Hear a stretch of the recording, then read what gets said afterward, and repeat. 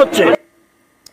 সিকিম আর কালিম্পংয়ে টানা বৃষ্টি আর তার ফলে আবারও কিন্তু তিস্তার জল বাড়ছে। নদীর জল বাড়ায় ফের বাড়ছে বিপত্তি।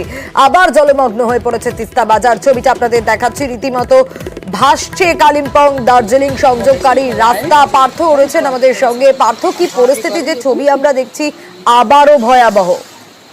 দেখো, গত কয়েকদিন ধরেই কিন্তু বৃষ্টি ছিল না, কিন্তু গতকাল রাতভর বৃষ্টি হয় কালিম্পং এবং সিকিম পাহাড়ি, এবং তার দিকে কিন্তু আবারও জল বাড়লো খরস্রোতা তিস্তায়, এবং কালিম্পং ও দার্জিলিং সংযোগকারী যে তিস্তা বাজার রোড, সেটা রোডও কিন্তু জলের তলায়। স্বাভাবিকভাবেই আবারও নতুন করে বৃষ্টি শুরু হওয়ায় কিন্তু বিপাকে তিস্তাপাড়ের বাসিন্দারা, এবং স্বাভাবিকভাবেই উদ্বিগ্ন প্রশাসনও। যারা তিস্তাপাড়ের বাসিন্দারা রয়েছে তাদেরকেও সতর্ক থাকার পরামর্শ দিয়েছে প্রশাসনিক কর্তারা।